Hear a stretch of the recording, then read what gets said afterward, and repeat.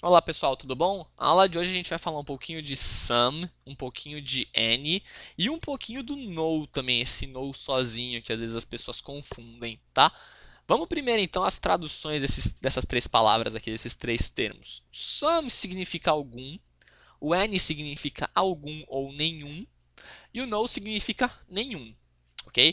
Você vai perceber que algumas traduções batem, nesse caso, né, do some com any, do any com no, e é lógico que não é tão simples assim, óbvio, para que deixar as coisas simples, né? Por mais que o inglês seja mais simples que outras línguas, quando nós comparamos com outros sistemas aí de comunicação, ele tem as peculiaridades dele, certo? Então vamos dar uma analisada um pouco mais profunda nisso aqui, tá?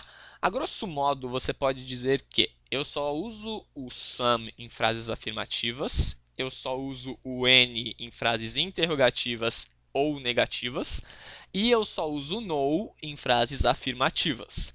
Aí você vai provavelmente querer pular da janela, você vai dar um nó na cabeça, porque você vai falar como que o some e o no eu posso usar na mesma situação afirmativa, sendo que eles dão ideias opostas, né? Algum, nenhum, a coisa existe, a coisa não existe, né? Vamos entender então o que a gente entende de frase por frase afirmativa, né? Uma frase afirmativa é uma frase sem o not, que é aquele auxiliar de negação. Aí você vai falar, bom, legal, eu sei que o not é auxiliar de negação, mas eu não vi o not em praticamente nenhuma frase durante essas aulas aqui. Eu sempre vejo o not preso junto com algum outro auxiliar. E como assim o not, então, é auxiliar de negação? Vamos ver uns exemplos aqui que acho que fica um pouco mais fácil. Essa primeira frase aqui na esquerda, I don't play soccer, ok? Lembrando que o don't nada mais é que a fusão, né, a junção, a contração do do e do not, ok? Então a frase, se você quiser tirar da contração, I do not play soccer.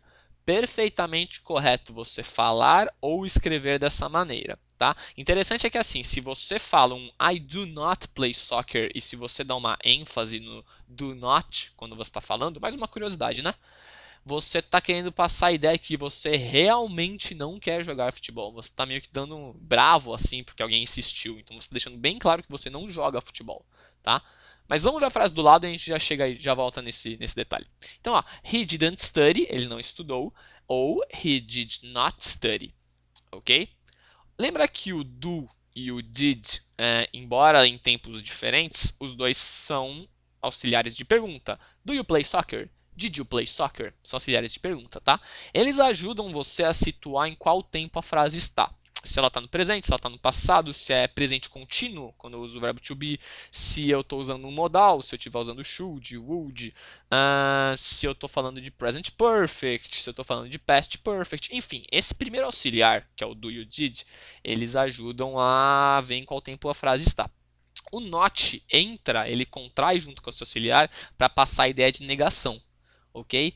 Se você parar para ver, então, se você quiser montar uma frase afirmativa, você tira o do not. I play soccer, ok? Mas o que diz que a frase é negativa de fato é esse not, tá? Então, mantenha a ideia na cabeça aí. Vamos dar continuidade aqui que vai ficar um pouco mais claro aqui na frente. Vamos pegar um exemplo, então, com o some, tá? I have some books. Eu tenho alguns livros. Se eu for negar essa frase, eu vou falar eu não tenho nenhum livro. I don't have any books, ok? Ou eu posso dizer I have no books. Essas duas frases têm a mesma tradução. Eu não tenho nenhum livro, eu não tenho algum livro, eu não tenho nenhum livro. I have no books. Interessante. Olha a terceira frase. I have no books. Ela tem o mesmo significado da segunda. I don't have any books, ok? Eu tenho don't na segunda frase, não tenho? Esse don't, que é a contração do do mais o not, indica que a frase está negativa. Olha lá em cima na tabela. Eu uso N em casos interrogativos e negativos. Logo, eu tenho que usar o N nessa frase. Se eu quiser negar sem usar o N, então eu tenho que deixar a frase na afirmativa, que foi o que a gente comentou agora há pouco, certo? I have no books. Eu não tenho nenhum livro. Ok? Acho que ajuda a clarear um pouco mais a explicação do not, do did not. Tá? E uma quarta frase aqui, do you have any books? Você tem algum livro? Então, fazendo a pergunta, em caso de pergunta, eu tenho que usar o any, ok?